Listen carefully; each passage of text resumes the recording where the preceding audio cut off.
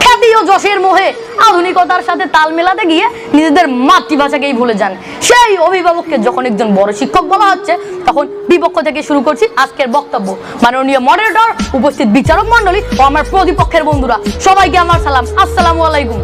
আজকের বিতর্কের বিষয় শিক্ষাক্ষেত্রে বিদ্যালয় নয়, পরিবারের ভূমিকাই মুখ্য। মাননীয় মডারেটর, আমরা আমাদের দলে 3টি ক্ষেত্র দাঁড় করিয়েছি।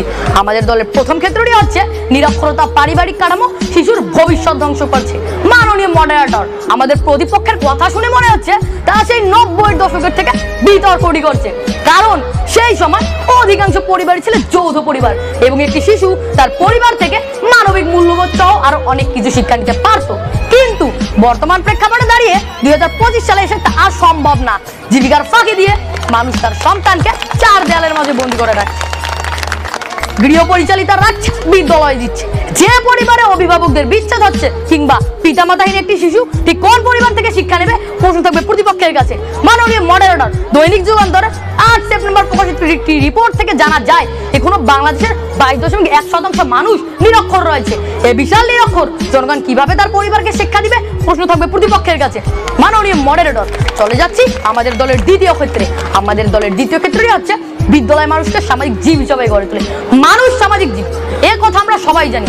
আসলে জানি না তা হলো ইউনেস্কোর মতে প্রাথমিক শিক্ষার্থীদের মাঝে 80% প্রথমবারের মতো বন্ধু তৈরি করে এবং নিজেদের প্রতিভা প্রদানের সুযোগ পায়।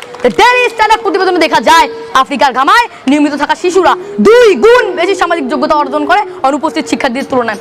অর্থাৎ মাননীয় মডারেটর, বিদ্যালয় এমন একটি স্থান যেখানে শিশু তার প্রতিভা প্রদানের সুযোগ পায়, যেটা পরিবার তাকে দিতেই পারে না। তাই তো মোতাহার হোসেন চৌধুরী বলেছেন, আত্মপ্রকাশের সুযোগ যেখানে নেই সেখানে মুক্তি নেই।